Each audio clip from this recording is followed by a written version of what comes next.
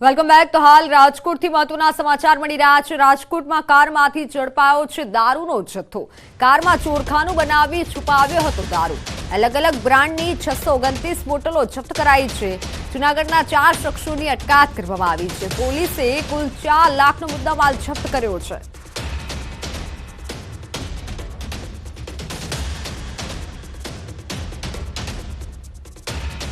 કારમાં ચોરખાનું બનાવી દારૂ છુપાવ્યો હતો। જો કે તે દારૂને પોલીસે ઝડપી પાડ્યો છે। 629 જેટલી બોટલો પોલીસે જપ્ત કરી છે, જેમાં જૂનાગઢના 4 શખ્સોની પોલીસે અટકાયત કરી છે અને વધુ તપાસ હાથ ધરી છે।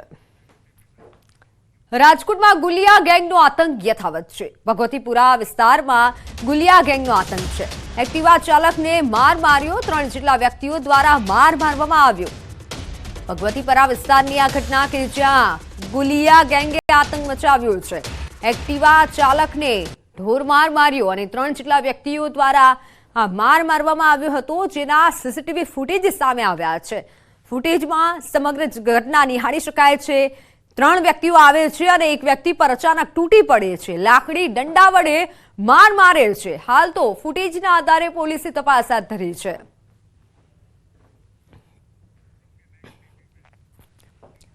અમદાવાદમાં ધોળકામાં મહિલા પર દુષ્કર્મ ગુજારવામાં આવ્યું। ટ્રક ડ્રાઈવરે મહિલા પર દુષ્કર્મ આચર્યું। મહિલાએ ડ્રાઈવર પાસે લિફ્ટ માંગી હતી। મહિલાએ બૂમાબૂમ કરતા કાર ચાલકે મદદ કરી। મહિલાની પુત્ર પર ટ્રક ચડાવવાનો પણ પ્રયાસ કર્યો। પોલીસે ડ્રાઈવરની ધરપકડ કરી।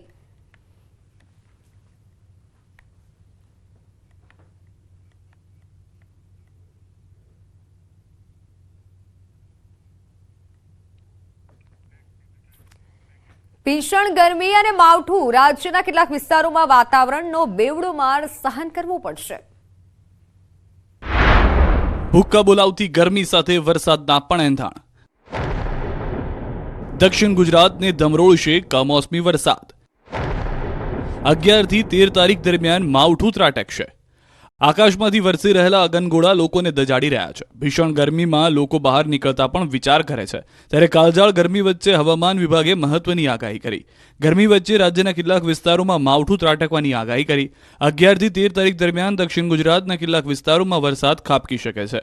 11 તારીખે ડાંગમાં હળવા વરસાદ સાથે માવઠાનો માર પડી શકે છે। આ ઉપરાંત 12 થી 13 મે દરમિયાન છોટાઉદેપુર, नर्मदा, डांग, तापी, वलसाड में वरसादनी आगाही है। हमें बारिश के आसार बनते दिख रहे हैं साउथ गुजरात में मुख्य तौर पे। चौथे दिन के लिए अगर हम बात करें 11 तारीख की, उसमें जो है डांग में जो है बारिश देखने को मिल सकती है, वेरी लाइट रेन। साथ ही साथ अगर बात करें हम 12 तारीख और 13 तारीख की, उसमें जो है दक्षिणी गुजरात के जो हिस्से हैं मुख्य तौर पे, जिसमें से छोटा उदेपुर, नर्मदा, तापी, डांग, नवसारी, वलसाड, दमन, इनमें जो है लाइट रेन देखने को कुछ जगहों पे मिल सकता है। आगामी 2 દિવસ કચ્છમાં હીટ વેવની આગાહી। દરિયાકાંઠા વિસ્તારમાં ભેજ અને ગરમ પવન ફૂંકાશે। કેટલાક વિસ્તારોમાં માવઠાનો માર તો કેટલાક વિસ્તારોમાં કાળઝાળ ગરમીનો કરંટ। અમદાવાદ અને ગાંધીનગરમાં તો ગરમીનો પારો 42 ડિગ્રીને પાર પહોંચી ગયો છે, પરંતુ રણ પ્રદેશ કચ્છમાં પણ ભીષણ ગરમીની આગાહી છે। આગામી 2 દિવસ કચ્છવાસીઓને હીટ વેવ સહન કરવાનો વારો આવશે। अगले 2 दिनों के लिए जो है कच्छ एरिया में जो है तापमान में जो है थोड़ी बढ़त देखने को मिल रही है, जिसकी वजह से हीट वेव वार्निंग दी गई है। हड़वा मूडમાં દેખાયા દિનેશ મકવાણા આગામી 12 દિવસ કૌશાંબી રહેશે અને ત્યાં પ્રચાર કરશે। ભાજપ તરફી મતદાનના દાવા સાથે જીતનો વિશ્વાસ વ્યક્ત કર્યો। મતદાન પૂર્ણ થતા અમદાવાદ પૂર્વ બેઠકના ભાજપ ઉમેદવાર હસમુખ પટેલ હળવા મૂડમાં દેખાયા। પૌત્રી અને પરિવારના અન્ય સભ્યો સાથે હળવાશનો સમય વિતાવ્યો। ચૂંટણીને લઈ હસમુખ પટેલે જીતનો વિશ્વાસ વ્યક્ત કર્યો। मतदान पूर्ण થયા બાદ બનાસકાંઠાના ભાજપ ઉમેદવાર રેખાબેન ચૌધરી હળવા મૂડમાં દેખાયા। 50 દિવસ સુધી રાત દિવસ પ્રચાર બાદ રેખાબેન રિલેક્સ મૂડમાં દેખાયા। રેખાબેને મતદારોનો આભાર માન્યો, સાથે જંગી જીતનો વિશ્વાસ વ્યક્ત કર્યો। ગૃહમંત્રી હર્ષ સંઘવી યાત્રાધામ અંબાજીમાં દર્શને પહોંચ્યા। શક્તિપીઠ અંબાજી મંદિરે હર્ષ સંઘવીનું સ્વાગત કર્યું। અંબાજી મંદિરમાં સિદ્ધિવિનાયકના દર્શન કરી ધન્યતા અનુભવી। હર્ષ સંઘવી સાથે મોટી સંખ્યામાં ભાજપના કાર્યકર્તાઓ હાજર। લોકસભાની ચૂંટણીના ત્રીજા તબક્કાનું મતદાન સુખરૂપે પૂર્ણ થતા જ કોંગ્રેસના ઉમેદવાર જ્ઞાનીબેન ઠાકોરે અંબાજી મુલાકાત લીધી। માં અંબાની આરતી કરી પોતાની જીતની કામના કરી હતી। જ્ઞાનીબેને બનાસકાંઠાના તમામ મતદારોનો પણ આભાર વ્યક્ત કર્યો હતો। વિધાનસભા અધ્યક્ષ શંકર ચૌધરીએ યાત્રાધામ અંબાજીમાં માનતા પૂર્ણ કરી ચૂંટણી શાંતિપૂર્ણ માહોલમાં પૂરી થતા માં અંબાના દર્શન કરી બાધા પૂરી કરી શંકર ચૌધરી માથે ધજા ઉપાડીને લઈ ગયા હતા મંદિર.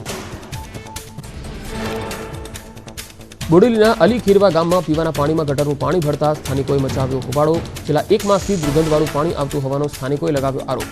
દૂષિત પાણીના કારણે લોકોને આરોગ્ય સંબંધિત સમસ્યાઓ થવાની સેવાઈ રહી છે ભીતિ. રાજકોટમાં પરસોત્તમ રૂપાલાએ પ્રેસ કોન્ફરન્સ કરી ફરી માફી માંગી. તેમણે કહ્યું કે મારા એક નિવેદનના કારણે આ ચૂંટણીમાં વિવાદના પ્રમાણો સર્જાયા. આખી એક ઘટનાનું કેન્દ્રબિંદુ અને કારણ હું રહ્યો છું. પંચમહાલમાં ન્યૂઝ 18 ગુજરાતના અહેવાલની ધારદાર અસર. ઘોગંબાના પાલ્લા ગામમાં બનેલા માર્ગ વચ્ચે વીજ ડીપી હટાવાઈ. મુખ્યમંત્રી સડક યોજના હેઠળ વીજ ડીપી હટાવ્યા વગર જ બનાવી દેવાયો હતો રોડ. પ્રવાસન સ્થળ સાપુતારામાં પેરાગ્લાઇડિંગ એક્ટિવિટીમાં ગેરરીતિને લઈ કલેક્ટરને અરજી કરાઈ. પ્રવાસીઓના જીવ જોખમમાં મૂકી નિયમ વિરુદ્ધ પેરાગ્લાઇડિંગ એક્ટિવિટી થતી હોવાનો સ્થાનિક પાયલોટે લગાવ્યો આરોપ. સુરતની તાપી નદીમાં જળકુંભીનું સામ્રાજ્ય ઠેરનું ઠેર. મનપાના કરોડોના ખર્ચ બાદ પણ જળકુંભીની સમસ્યા યથાવત રહેતા નાગરિકોમાં રોષ છવાયો. ગટરના ગંદા પાણી અને તબેલાઓનું દૂષિત પાણી સીધું જ તાપીમાં છોડાતું હોવાથી જળકુંભીની સમસ્યા હોવાની ફરિયાદ ઉઠી. એસ્ટ્રાઝેનેકા કંપનીએ પોતાની વેક્સિન બજારમાંથી પરત લેવાનો કર્યો નિર્ણય. એસ્ટ્રાઝેનેકાએ વિશ્વભરમાં તેની કોવિડ-19 રસીની ખરીદી અને વેચાણ પર પ્રતિબંધ મૂક્યો.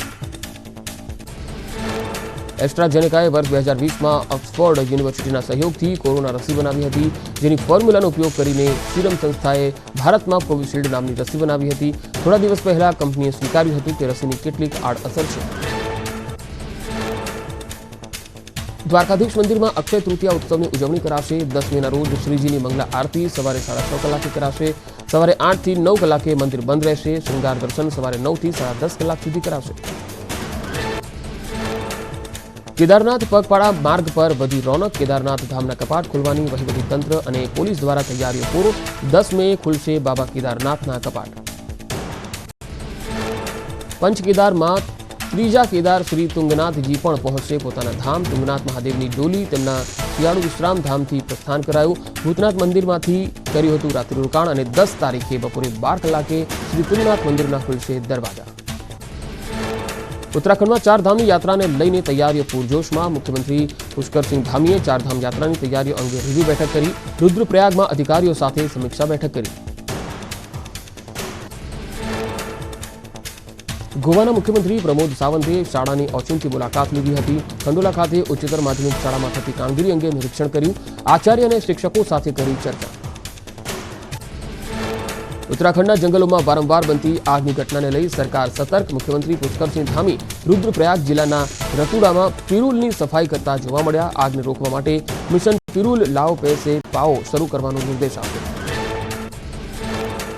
ઉત્તરાખંડ ચારધામ યાત્રાની નોંધણી માટે લોકોની પડાપડી. ચારધામ યાત્રામાં રજીસ્ટ્રેશન માટે લોકોની લાંબી કતારો લાગી. ચારધામ યાત્રા માટે નોંધણીના પ્રથમ દિવસે જ યાત્રાળુઓમાં ઉત્સાહ. તેલંગાણાના કરીમનગરમાં પીએમ મોદીએ શ્રી રાજા રાજેશ્વરા સ્વામી મંદિરમાં પૂજા કરી હતી. વિધિ વિધાન સાથે મંદિરમાં પૂજા અર્ચન કર્યું. પીએમ મોદીનો દક્ષિણ ભારતમાં જોરશોરથી પ્રચાર. મણિપુરના ઇમ્ફાલમાં 2 દિવસ વાવાઝોડા અને વરસાદે મચાવ્યો કહેર. મુખ્યમંત્રી એન બિરેન શાહે રાહત શિબિરોની મુલાકાત લીધી. પૂર્વ જિલ્લાના કિરાવ વાંગખેમ ખાતે વાવાઝોડાથી અસરગ્રસ્ત લોકોને મળ્યા. બગદાણાના સંત રાઘવ મહારાજે બગદાણાથી અયોધ્યા સુધી 1600 કિલોમીટરની દંડવત યાત્રા શરૂ કરી. હાલ આ મહારાજ 350 કિલોમીટરનું અંતર પૂરું કરી ચૂક્યા છે. અયોધ્યા પહોંચતા તેમને 1 વર્ષનો સમય લાગશે. હાલ તેઓ દરરોજ 3 થી 4 કિલોમીટરનું અંતર કાપી રહ્યા છે. જેતપુરનો ધોરાજી રોડ 3 દિવસ સુધી બંધ રહેશે. 9 થી 11 મે સુધી ઓવરબ્રિજની કામગીરી ચાલુ હોવાથી બ્રિજ બંધ રહેશે. આ અંગે જિલ્લા મેજિસ્ટ્રેટે જાહેરનામું બહાર પાડ્યું. નાગરિકોએ પધારો હોટલથી જેતલસર ચોકડીથી સરદાર ચોક થઈ પસાર થવાનું રહેશે. તેલંગાણાના હૈદરાબાદમાં પૂર્વ ક્રિકેટર અને કોંગ્રેસ નેતા મોહમ્મદ અઝરુદ્દીને કર્યો પ્રચાર. ડોર ટુ ડોર જનસંપર્ક સાધ્યો. કોંગ્રેસ ઉમેદવારને જીતાડવા કરી અપીલ. તેલંગાણાના હૈદરાબાદમાં પૂર્વ ક્રિકેટર અને કોંગ્રેસ નેતા મોહમ્મદ અઝરુદ્દીને કર્યો પ્રચાર. જનસંપર્ક કર્યો અને કોંગ્રેસના ઉમેદવારને જીતાડવા.